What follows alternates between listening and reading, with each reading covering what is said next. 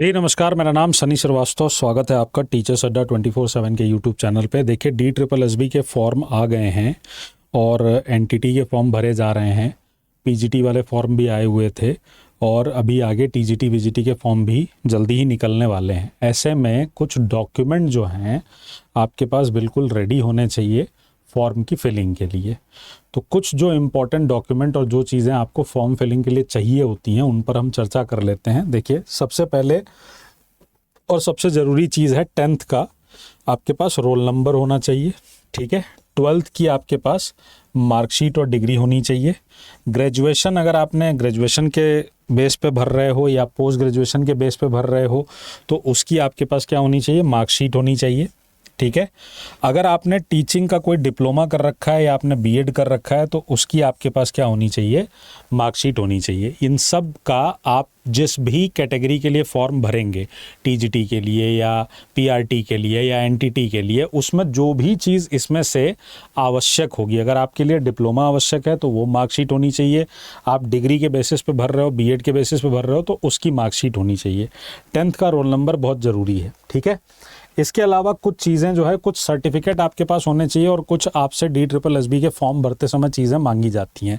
जैसे आपसे फ़ोटोग्राफ मांगी जाएगी, उसका ये विथ हाइट और फॉर्मेट होना चाहिए, मैक्सिमम साइज़ ये होनी चाहिए।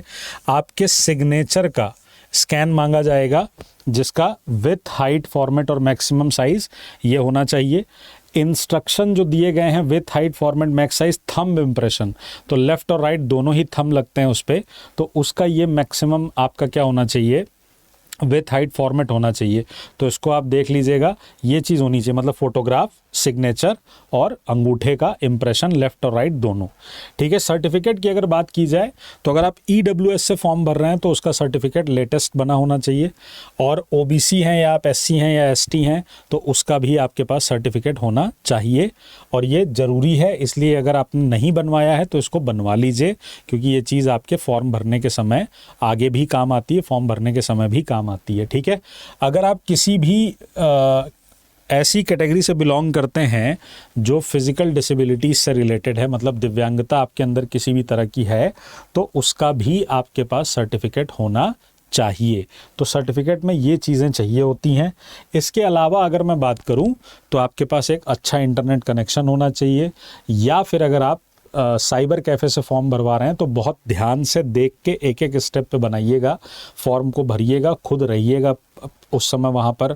जब आपका फॉर्म भरा जाए तो वहाँ पर प्रेजेंट रहिए, क्योंकि DSSB में एक बार रजिस्ट्रेशन हो जाती है तो वो आगे भी काम आपके आती है, ठीक है।